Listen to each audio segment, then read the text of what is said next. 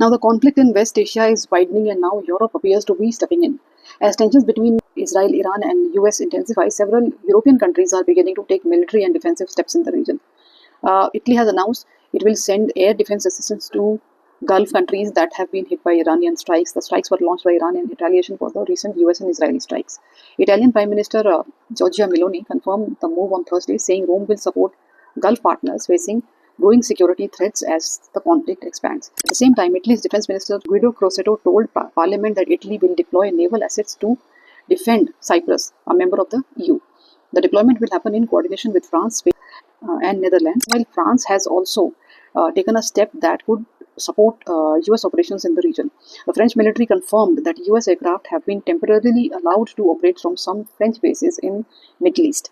French officials say the move is part of ongoing military cooperation between Paris and Washington as tensions escalate across the region. With European countries now sending naval forces, air defense support, allowing the military access to bases, the conflict is increasingly drawing in more global players.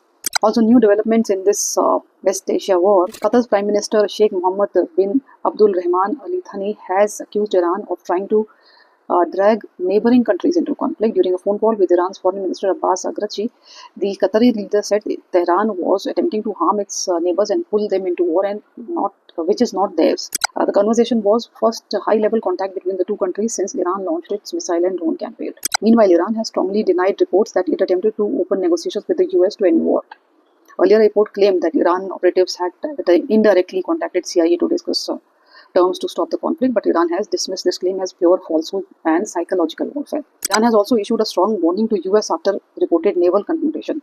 Iranian Foreign Minister Abbas Araghchi accused US Navy of committing an atrocity at sea after the Iranian frigate Iris Sedena was reportedly sunk in the Indian Ocean, killing at least 87 Iranian sailors. Iran has warned that the United States will bitterly regret the attack.